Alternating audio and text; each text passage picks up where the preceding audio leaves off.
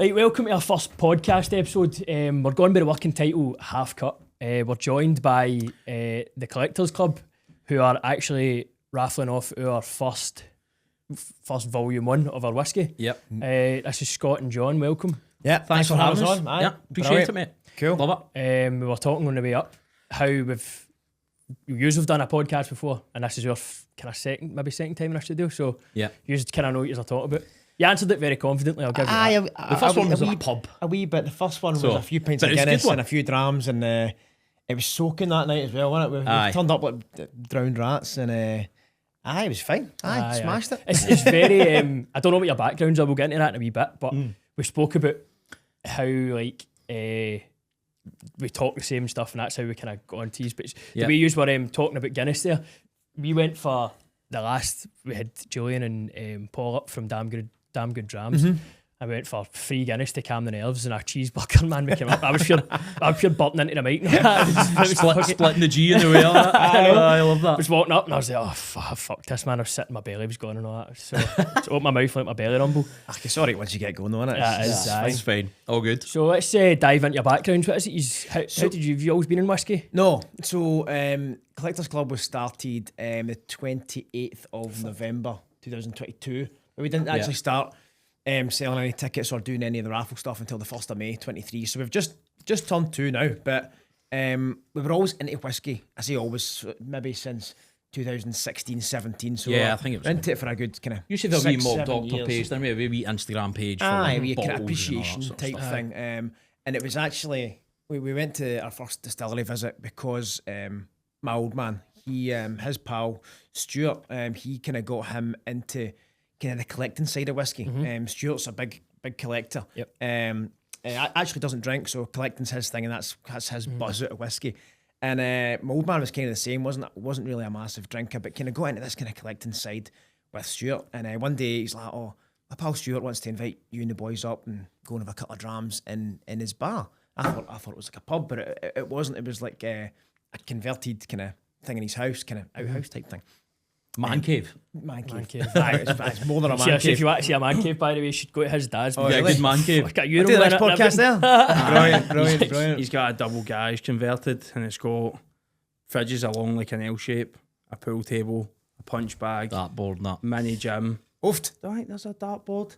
A big telly with all the lights on it. Nice. I would say, but obviously, if we ended up going to his house, he'd charge us. So Aye. he's clued up. He know how to make money. That's it. So this one here is more of a whiskey shrine, isn't it? It's every wall you couldn't get a dartboard on the wall for all the walls of whiskey. Wow. So we went there, and it was myself and John. Like my dad said, "Oh, why don't you come along to Big Stuart's? He's kind of getting me into whiskey, and if you want to try and kind of get into it as well, Scottish and that, so let's do it." And we went along, and John, you weren't actually that into whiskey at the time. I was just dabbling a wee bit, like a wee kind of Balvenie Doublewood in the pub after a few beers type thing. Yeah. And you were more into gin at the time, well, weren't you? I was distilling gin in my kitchen. Nice. Believe it or not, I was Did you going have your license? I was going to. I was the first question the other guys asked. I was going to start a gin brand, so I was like trying to distill gin. I was distilling vodka, redistilling vodka. And I was more into gin, but yeah, we went along to the tasting and they got us into the whiskey, and it was brilliant. Aye, because really good. Because this guy Stuart, who's one of our best pals now, he invites you along for a whiskey tasting. You think, aye, no bother, we'll have a telly and we're watching the game, having a couple of whiskies, no bother, normal Saturday for us. Yeah.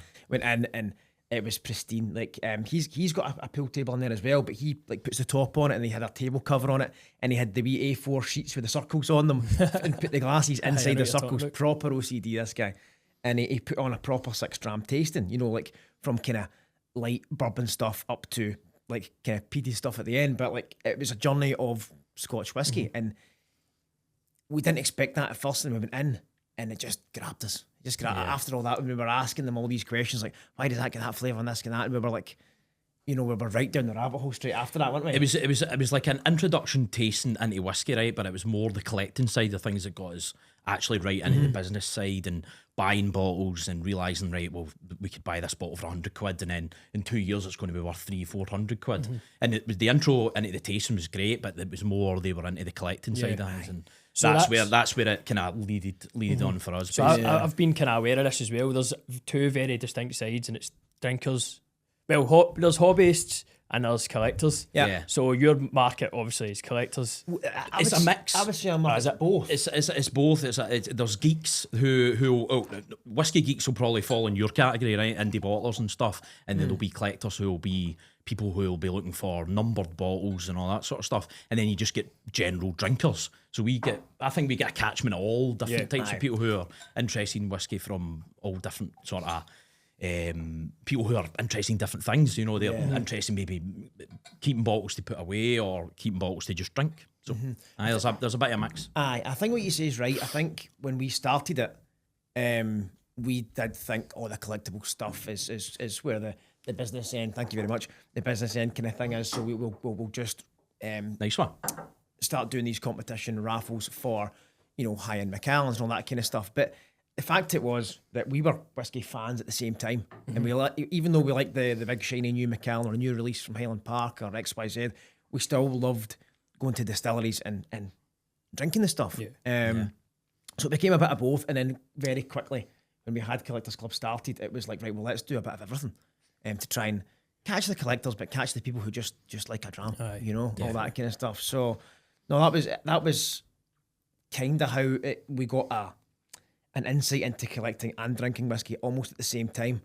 And we started a wee kind of consulting. It was me, John, and another boy who's not really that into it anymore, but we kind of bought his share from that. So we were looking at the new releases and all that, and we kind of went 3 ways on all these bottles, and we had a fair size collection sitting there.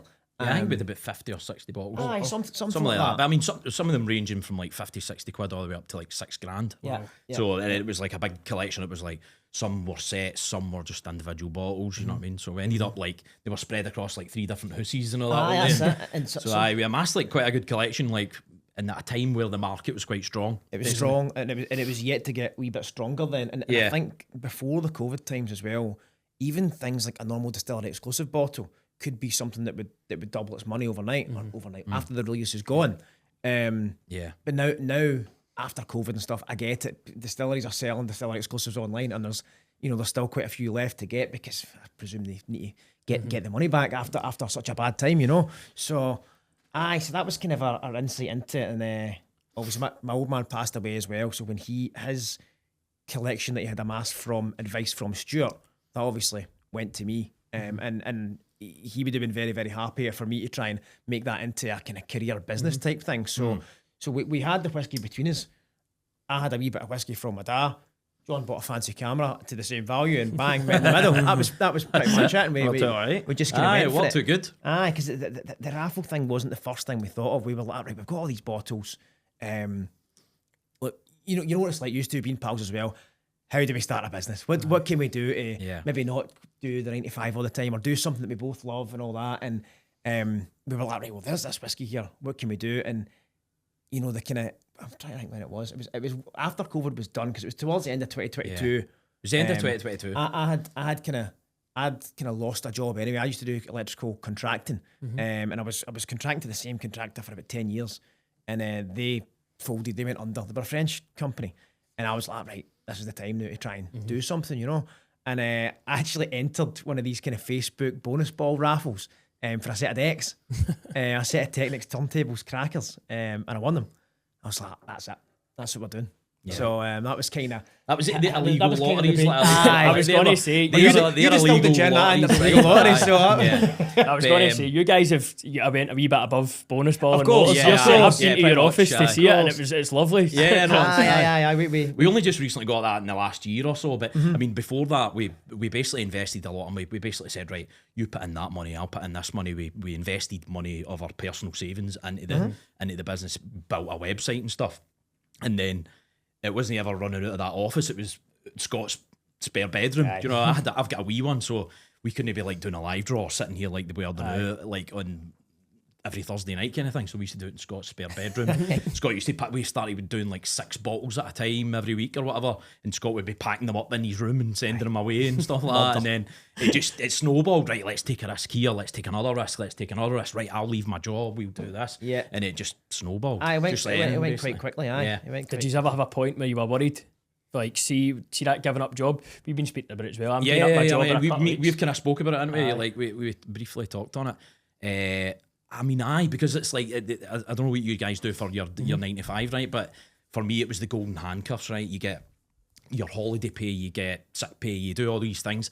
All those things you don't get when you're just out on your own, right? So like 2 weeks ago, I had the flu. Still had to go up and do the live draw, sitting on the live draw with the flu, right? Because we can't just like, can't phone Scott and say I'm not coming in today. Do you know what I mean? It's like it doesn't work like that. You have to be on it 24/7, and even at the weekends you need to be working. And it's it can be tough, but at the same time it's very rewarding in the sense where you know, for Tuesday we'll go, do you want to go and play golf? Let's do it. You know what I mean? It's like there's those benefits to it where you've got. It's good. It's always good being in control, I suppose, of your business in a sense. Like, you know that if you have a good month, you could do really well, but you've also got that risk that you might not do well one month. But you know, you can smash through your targets. That's a great feeling as you know, a director of a company. And you guys are. I was going to say be getting there really soon with this release.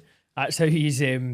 Differ fails. You're very professional. They've set ourselves targets. We just we just wing it along the way. Do you know what I mean? No, we've been winging it until about 5 minutes ago. Don't worry. The target is just a number that's written on a bit of paper that we say, right, we need to hit that. Let's hit that. Well, me and Anton would lose a paper it was written on. Right, guys, without further ado, we'll try this, right? Because I know it's roasting and I'm going to end up bright red after trying this. This is our first 10-year-old that we've got. Dillion. Nice. It is fully finished fully matured in a first fill bourbon cask, which I'm finding out now that a lot of people are kind of looking towards because you're not getting that many first fill bourbon just as, cause obviously it's your standard cask that you're getting. Obviously people are going for different finishes and stuff. People are getting more back to basics. Back to the rich spirits. So, Slange. Nice. Cheers, Slange.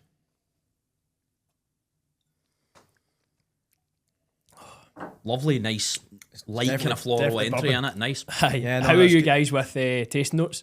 We hate them. Oh, no, I'm like, well, we do. I don't know. You go first. So for me, like when we first started getting into whiskey, and you hear all the like BMW leather seats and all that, and you're like, what's happening here? Cut grass and all this pish. It really, I didn't lean into it too much. Like I can get the. Some people say like, oh, it's like Christmas cake, and sure, you can get that. But for me, I prefer to try and nose a cask type in a whiskey. So it's funny how you were just talking about the bourbon cask thing there. I would always try and find like, well, what is that? Is that Palo Cortado? Is that Manzanilla? Or is that a PX or an Oloroso or something? I would rather try and pinpoint that as to rather than that.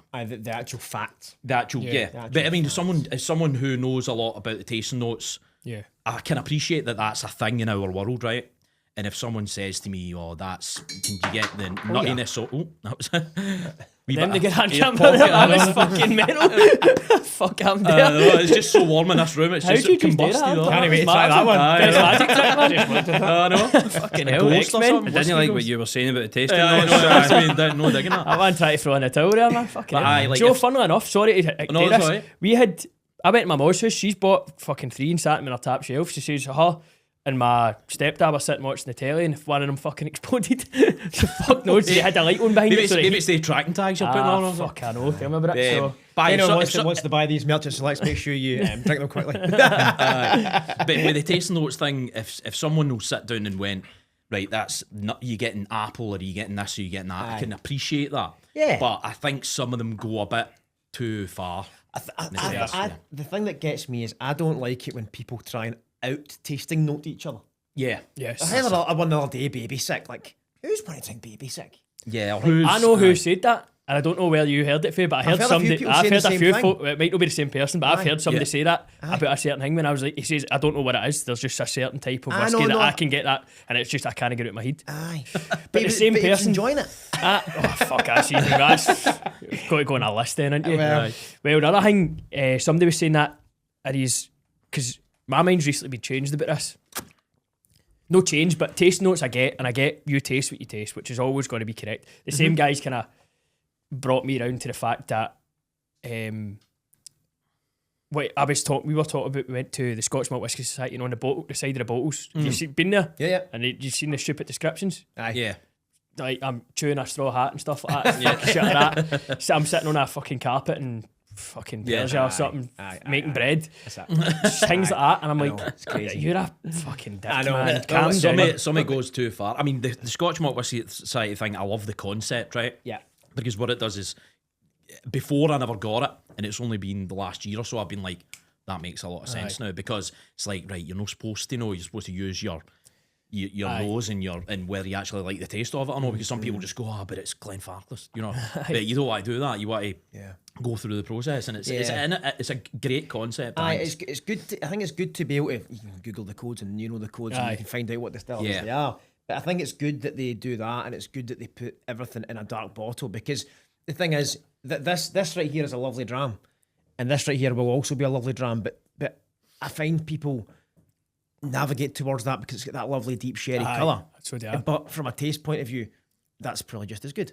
But if it's all in this dark green bottle, you've already spent your tenner on the dram before you see the colour of it anyway, and you may as well try it by the time it's in your glass. And more often than not, you love it. There's only one problem with the dark green glasses. Is the last time that we went, Anton got his bald. we had with the glass bottle with water in it. And then they left the bottle of whiskey, and I was just talking to him, just like this, few drams down. I went to pour myself a big glass of water. I went, that's a weird colour. I think it's the back of your tail. I lifted it up.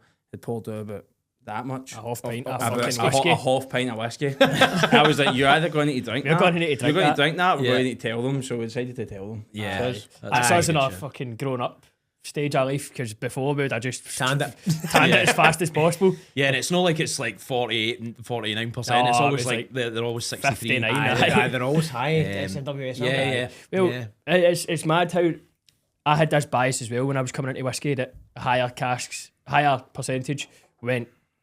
Well, it does mean stronger whiskey, but it meant more just like harder to drink whiskey. Not always the case. Not always the case. I got my first one when I joined, and you get a bottle sent out. It's the best whiskey I've ever tried. Minus these three on the table, but Of course. But Wink at the camera. There's a camera. But this one, it's 59.3%. It was the smoothest thing I'd ever tried to that point, and I was like, this is fucking brilliant. Again, it's just a stupid description on the front yet. But again, to go back to that, what people were saying was, if that's what that reminds you of, then that's what that reminds you of. But again, that's not what it's reminding everyone about. Do you know what I mean? Yeah. No, that's it. And sometimes it can get. I mean, theirs isn't really a note. Theirs is a paragraph. I struggled to read the whole paragraph. And I think on the Outturn book they've got like obviously the cask code, and then I think it says like a wee bit about the flavours you should expect.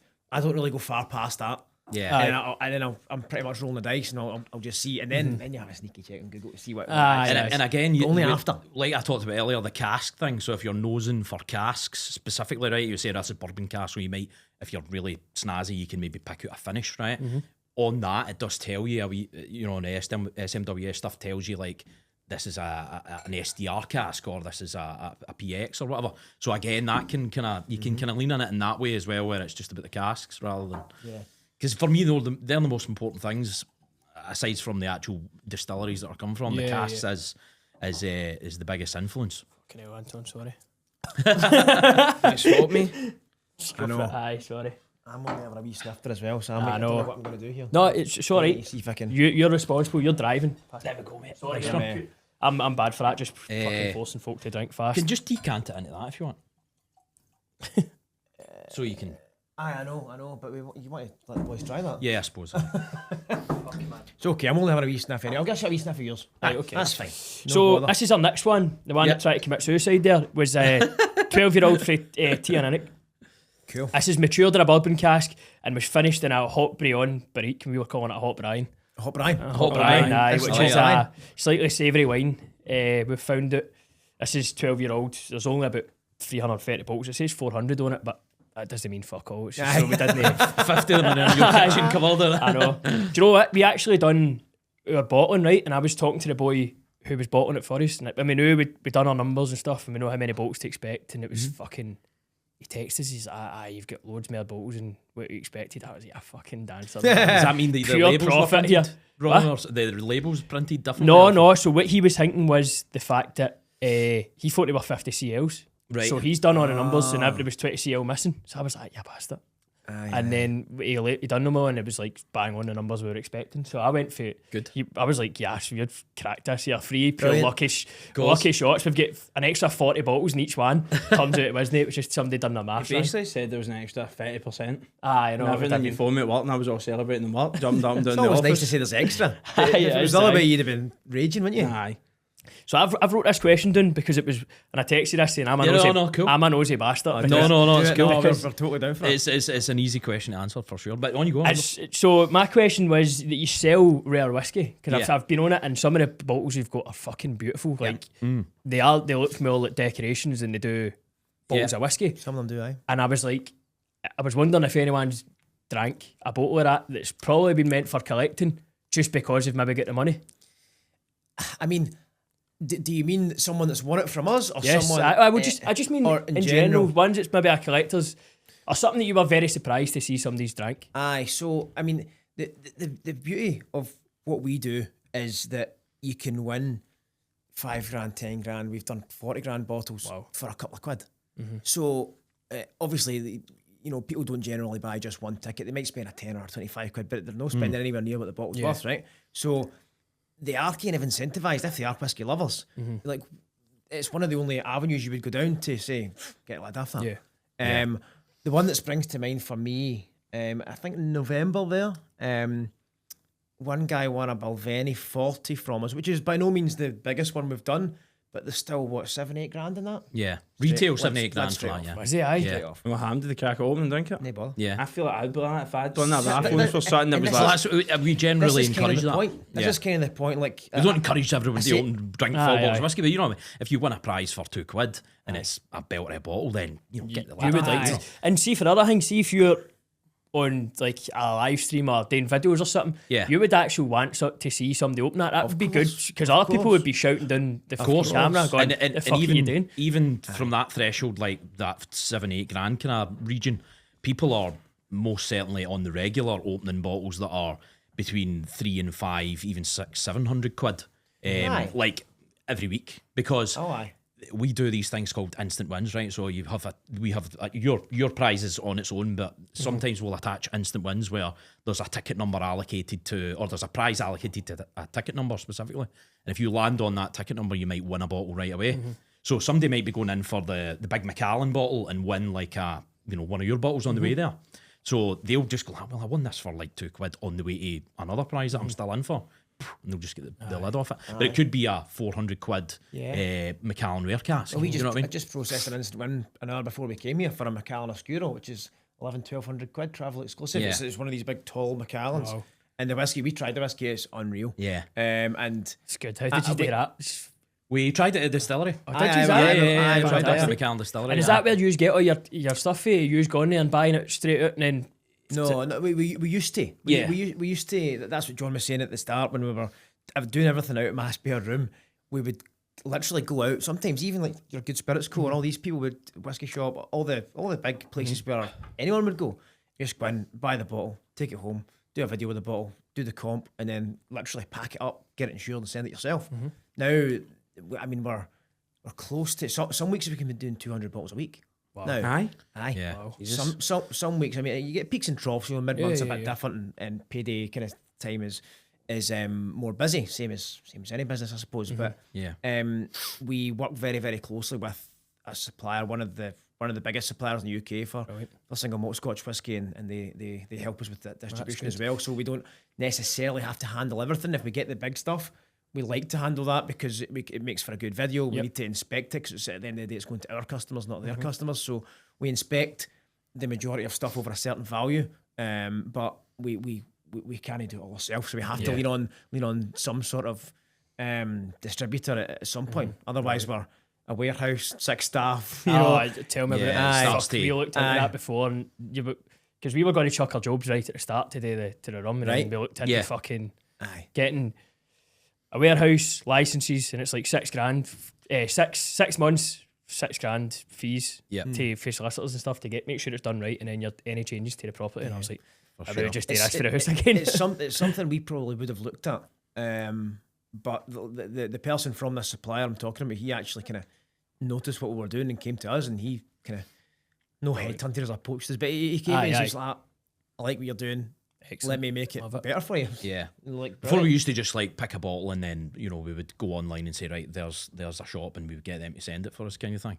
Like technically drop shipping, if you want to call it that. You know, we put a product on the website, do a thing with it, you know, like that. But like, they've just facilitated the whole thing for us and made it seamless, essentially. That's so good, we don't need to do that, and we're kind of like you guys. We're a 2-man band. Maybe no for long, but yeah, it's getting that way. We're doing everything we can not to have to employ people. Yeah, that's it. It's like it's a margin cruncher, isn't it? It's going to eat into, like, you know, mate, businessmen all around the table here is going to eat into your margin. I'm going to fuck it. I'm dreading the day where I need to take a wage out of the business, because you start going, fuck. Like, I know that's the goal is to make a profit, but what you're doing now, we're trying to build as much stuff for us, get people seeing us, get people building a kind of bit of a wee community around the business. Totally. And what we're doing is, like, we're doing a free tasting Wednesday. All this stuff kind of adds up. You've got to do that at the start. Do you know what I mean? So we're trying to do that, but then I'm thinking, like, if I'm doing all that, where the fuck's the wage coming from? Do you know what I mean? But we'll get there eventually. But this is just speculate to accumulate in the long term. Do you know what I mean? Like, a whole lot of fucking speculating. Build your following, build your community. Try and get to a point where you can cash flow enough where you can take the punt and say, right, we can do this now. Do you know what I mean? And that's where ultimately you need to be aiming towards. And like, sometimes you need to give away a lot on the way to get to that. We used to give away bottles all the time, and still do. And it's like there's a glass of water, right, and there's users in the competition game just streaming out the bottom, and you just need to keep topping them up all the time, because people come in and they don't always win bottles, and then they come back and they go away and they come back. So user count is always the biggest thing for us, and for you guys, I guess it's like customers. So if you can get people, like you were telling me about your labels, and you're trying to get emails, and you know, those are the most important assets in businesses. Don't want anyone knowing my secret. You know, we don't want your email or your money. You know, but it's like data in the modern day for any business is the biggest thing, and being able to accumulate customers is how you keep running and how you keep building.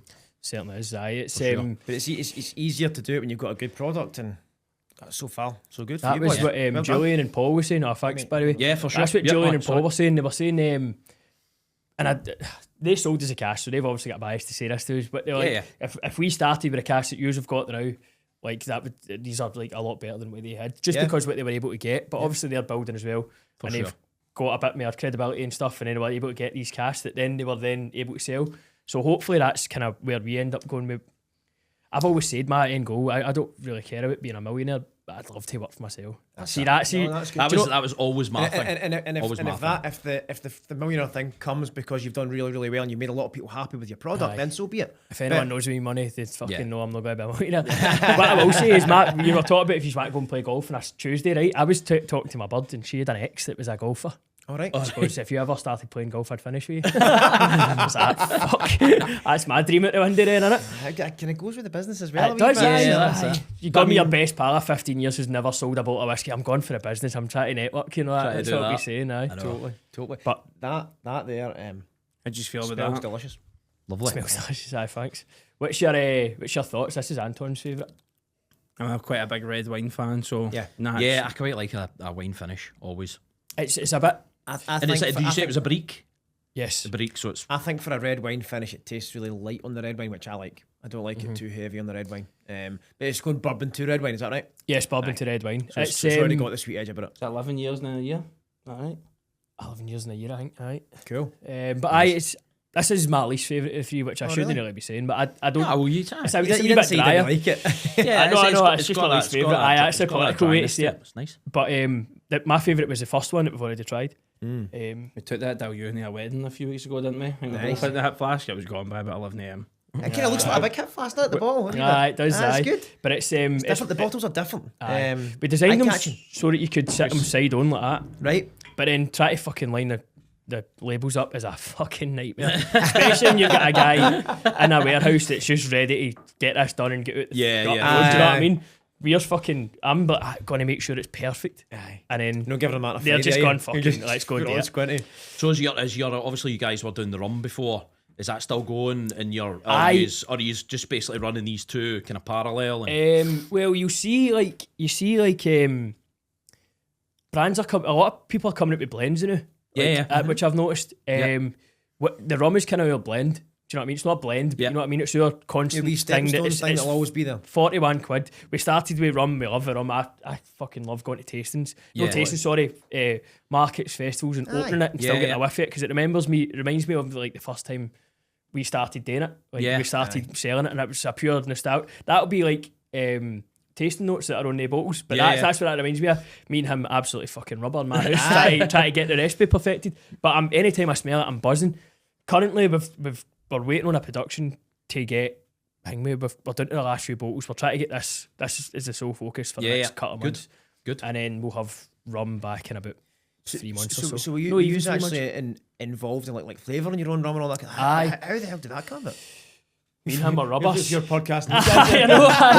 It's like a tennis here, podcast tennis. I know, you're supposed to be asking us a question. I know. I'm interested. I'm interested. No, that's fine. The rum came to fruition about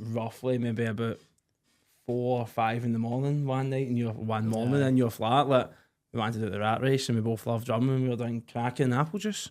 So I was a big pint set. The ice, and just went with just time McRae rum. We were the last two standing. It was 5 in the morning. It was getting like bright outside. We're like, we need to. Cause I was working in London, and I would always get the train. I'd train up on a Friday, train back down Sunday evening, and then back for 12. Back in my house for 12 in Wimbledon, and then I was like, I need to fucking stop doing this. I was on a good job, much like a self-contracting, so I was on a good job. But I also had the best flat ever, didn't we? You were sitting at 5 in the morning, like, I need to get a training 3 years. How did I stop doing this every Sunday? But we also had the best flat ever, so I was coming up and boozing, and everybody was coming back to our house. My pal, Luke, who's just moved to Australia over a year ago now, but we lived together. It was fucking amazing. Like, you're going through all these things. Yeah. So I was coming to him going, right, I'm missing all this. And I remember vividly walking one Saturday, I came up and I chucked a job, got a job back up here, and I remember vividly walking down to the football, and it was sunny outside. It was maybe round about this time of the year, and I've been wanting to do this forever. Do you know what I mean? This has been, talk about goals being millionaire. My only goal was to stay in Glasgow and be able to walk to the football, and I done it, and I was like, yes man, I've fucking made it already. Then I go back, I start a job on Monday, and I'm like, this is pish man, I'm skint here. So it's just one of the things. It was like, we'll start. We just kind of followed what we wanted to do. We were drinking rum, so we decided to make rum. We discovered whiskey. I've kind of forced Anton into fucking coming to all these tastings. Likes it now. Yeah. I think I'd only tried, before you took me in the first tasting session, I'd only ever tried Teachers and Famous Grouse, and I was like, man, I don't like whiskey. And he's like, what have you tried? I said, day 2 went, you've not tried whiskey. Went to one tasting session. I never said it like a dick like that. Yeah. Fuck's sake. But basically, then went to the first one, tried 5 or 6. And I was like, mate, how have you been gatekeeping this for me? Like, it turns out I don't not like whiskey. It's only like nice whiskey, but it's the same thing we were talking about with the rum. We love the rum, it's beautiful, but it's like a numbers game. It's like, how many can you sell? Can you get it at supermarkets? Whereas, well, like with the whiskey, same with your talking about you're collecting. It's the rarity and the scarcity, the exclusivity. Like, you can't get this bottle. There's 330 of them. And they're gone. That's like, it. Yeah, and you can go on to the next run and you get another go at it, don't you? You know that you get, oh, we should do this type of cask, or you could do a rum finish cask. You could do something cool like that. Honestly, I've been looking into it. I've got 3 casks sitting there. Good. But I've got rum that could get finished in 3 of these casks. Do you know what I mean? So we've got 3 casks sitting. Yes, I want to do it both ways. But there's a bit of legality around about it, because there's like sugar content and stuff like that. I've been told, I don't know, I never looked into it myself. I'm a bit of a lazy bastard that way. I just thought, fuck it, just pour that shit into a cask and it'll be fine. But again, it's something I'm excited to do it. Like the next couple of months, like I was meant to go out and start getting stocked in pubs and bars and shops and stuff, retailers, but then life gets in the way, and I kind of realise now that I'm chucking a job on the 22nd of this month. Is that you taking the elite now? Just got to take the elite. So Congratulations, well done. Thank you very much. Brilliant. I was like, and a day reduced hours, it's like 32 hours a week a day, so it's not a lot, but it's still a lot of hours. Do you know what I mean? Yeah, when you look at it, you're taking 6 hours up of your day every day. Yeah. It'll light a fire up under your arse. Aye. So and you just go, right, no money. You just need to make it happen. Like, you just need to do it. So that's the plan. We'll see how it goes. Like I like the challenge of it. I've never been. Yeah, it's great. I've never been like no one for going for a graft or taking a risk. I'm a bit stupid with that. But Anton's, me and him are chalk and cheese. Like, I'm very, very, very spontaneous. Anton is well thought out, like very well thought out. But it works You well. need a bit of both. Aye, We're sometimes a wee bit like that as well. Aye. Yeah. But Who's who?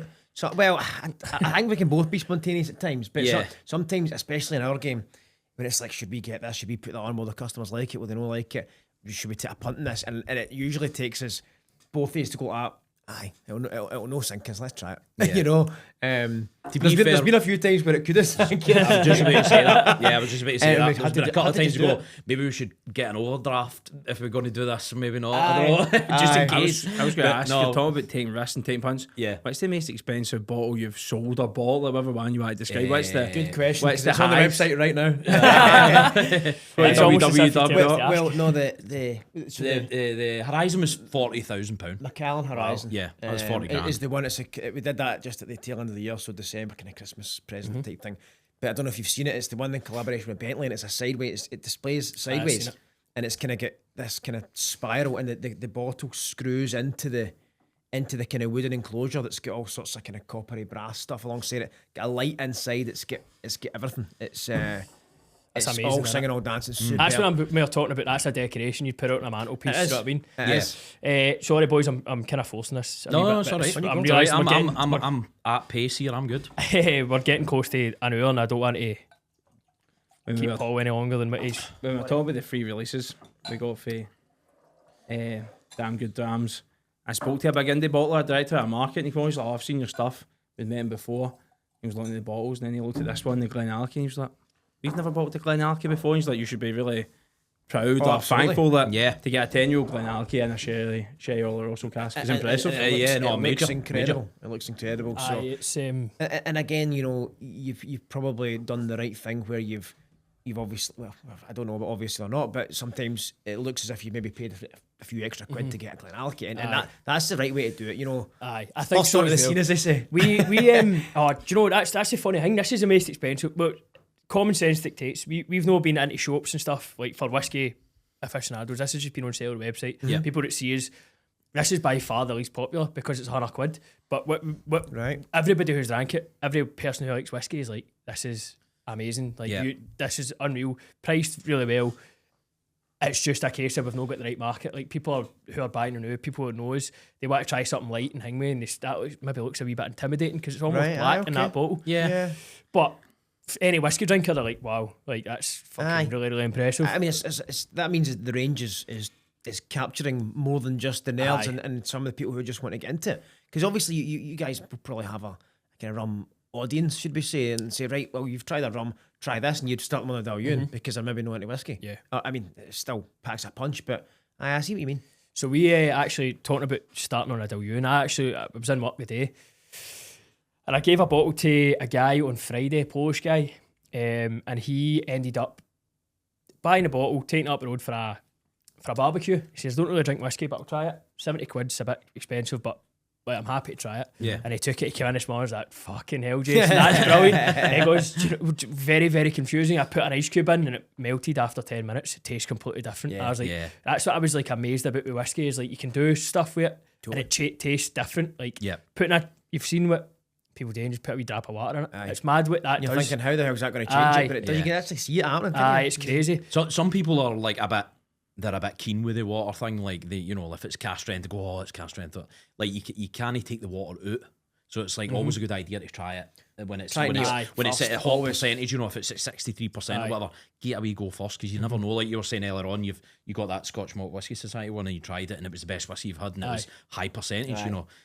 You know, get a wee taste it first and then try the water. I would do the same. I didn't used to always do the same. You kind of got me into it. Like if it is a high percentage dram, like north of 56, I would have the dram, and if I'm enjoying the dram, I'll have the full dram until it's right at the bottom, then put a wee bit in Yeah. to see that if it changes it and if it's nicer, the next dram I can enjoy with a bit of water in it from the Yeah. start Yeah. to maximise it. I've just looked at my questions here that I got. Yeah. I like this question because what's your biggest problem with the whiskey industry? Because I've been asking this to a few folk, Yeah. and it's always running about the same thing. But You watch what you say, don't you? I no, will isolate yourself straight away. No, don't you? it's no, fine. no. Like, No, you no, no, know, most people in the whiskey industry, probably what we're going to talk about here, think the same things. Yeah, no, I had one from just reading the questions before. We obviously do a whiskey festival as well. Called the Lomond and Clyde Whisky Festival. It's September 20th this year, by the way. Yep. Make sure you're there. On the good side of the stand, so we can all try that. But obviously, we welcome everyone to our festival. We exhibit at festivals as well. Everyone's there for a good time and all that kind of stuff. It's totally fine. And you obviously get people that get pissed. Everyone gets pissed. It's whiskey all day, right? That's also fine. But what I don't like seeing is when you get the kind of, I don't want to stereotype you, but like see like the guys that know a lot about whiskey and they've been around the block for a long time, and then they're going around these stands and they see maybe particularly a young girl behind there, and they think they can spitball her on her own product, and she's saying this is that, and he's like, oh, I don't know if it is, I don't know, like you're like, mate, she's got the t-shirt, she's wearing the logo, like she knows, and it happens quite a lot. I see it all the time. Like we were at Clackmannanshire the other week. You couldn't make it. I wasn't there, but there was a girl next to us, and she was getting a wee bit of it as well. And the girls from Duncan Taylor got a wee bit at our festival, and they know their stuff. Yeah, exactly. I mean, they would school all us. So Duncan Taylor, but they're over 100-year-old, aren't they? Very, very sure. knowledgeable. So that's a if anything could be a great. I mean, I love the industry, but if that's got to be one. That's got to be one. Just kind of be respectful at these kind of things, no matter who you are, how old you are, how young. Yeah, and if you're male or female, you know what I mean. Just like, be respectful. And it's not just about the women thing. But to be fair, a lot of them are huge advocates for the industry. They're huge promoters of these brands, and everyone like goes, oh, that's someone, you know, a lassie's name from this brand or whatever. And they're well-known people in the industry, and sometimes at the shows and that they can be disrespected slightly sometimes, and it's not really kosher for me anyway. On the flip side of that as well, though, like you say, girls and guys, it's great to see loads of young people behind the desks now. Yeah, pouring the drams, exactly. and it kind of gives it a bit of fresh atmosphere, and it kind of incentivises people. And I was going to say our age group. You guys are younger than us, but how old are you guys? I'm 36. Yeah, same. 35. Done the 36. You're 30. Anton had to question that last time when I says, "Aye, you're 30," because I'm 31. No, mate, you're 30. I was like, you're definitely 30. I think you're saying with the young people, it's like a rising tide. Do you know what I mean? It's good for the industry. More people are into it, the bigger it is, the more successful it is. I think people will probably have a problem with us no being into whiskey our full life. Do you know what I mean? And then selling, which I think is. Think so. Well, I hope not. I've experienced it with rum. With rum at a market and stuff, people being dicks.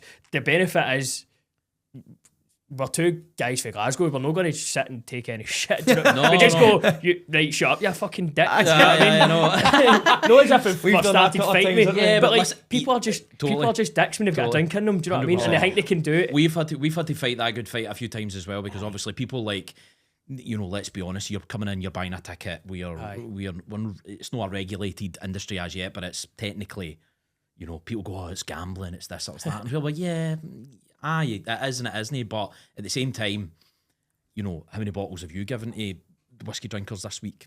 Yeah. You know, 5 or so. Exactly. You know what I mean? Like, we're putting a lot more bottles in hands than some reps can or whatever, right? And they're now getting to the point where they're going like that. Oh, in fact, you know, wait a minute. If they're can we help you? it's like, oh, could we do a brand only competition, because that makes a lot of sense. And so it's took time for to get. I know it's different because you're putting whiskey in a bottle and being in the bottler, but it's took time for us to get known and respected. Is that the right term? Yeah, for sure. And so I suppose it does take that time for people to bed in with you. Right, all right. I know. I've met Jason before and he's sound or whatever, you know, and he's done a tasting and done a free night or whatever. These things do go along. I thought you were going to say something about festivals as well. Remember that time we did was Edinburgh Class, because we are a brand, but we're not officiated in any way, so we can, or affiliated with anyone. Yeah, we can go and pour your stuff, Glendronach, Yamazaki, Aaron, that dairy milk stuff. We can do whatever we've got on the website. Don't say dairy milk. Podcast. Whatever we want to pour at the time, we can do that. So we're pouring a Springbank one day, because we thought, right, we're just in the. You're saying about speculating to accumulate. So we're like, right, we'll get the big guns out here so that people come to us and we'll tell them what we do. So John's pouring a Springbank 15 for people, no bother.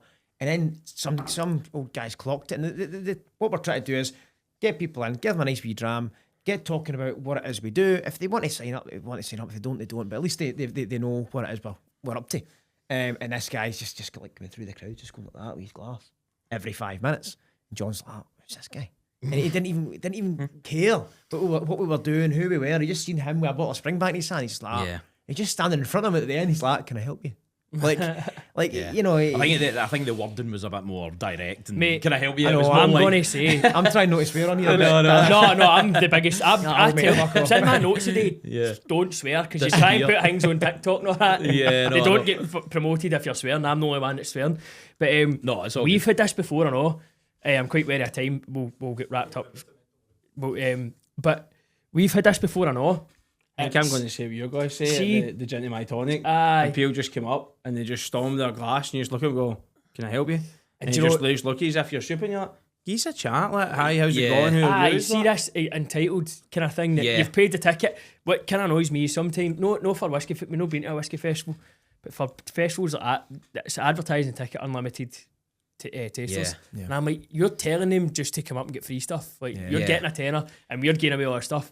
Nobody's wanting a chat. People come up 5, 6, 7 times and just throw their glass. And it's a kind of wide Glasgow attitude. You're like, well, no, mate, I'm not doing that. And funnily enough, that's kind of what that wee NFC chip kind of counteracts, because I was going to ask you about that. See, people who'd only getting their first dram and they come up for another one, oh, can I like that? Like, well, go and scan that and I'll give it. Because then, no as if I'm needing something to get at, but like, do you know what I mean? You can be a wee bit more. A wee bit of come and goes, nice. Polite. And I'm like, for sure. if you do this thing for us, you'll get offers and content. And you're not getting. It's not as if we're getting all your details and. You're not spamming them either. Mate, we've only got. If someone signs up to that, they've only got 2 emails. One's straight away, one's in 2 weeks, and that's it.